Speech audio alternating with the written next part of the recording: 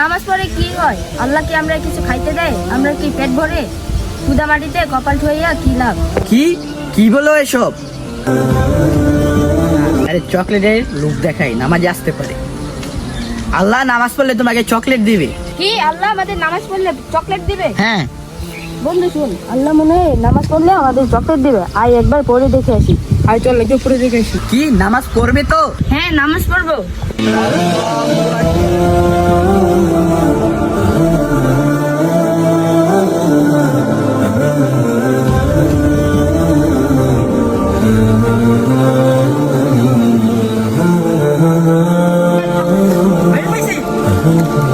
তাহলে আমরা প্রতিদিন নামাজ পড়বো। দ্বিতীয় দিন।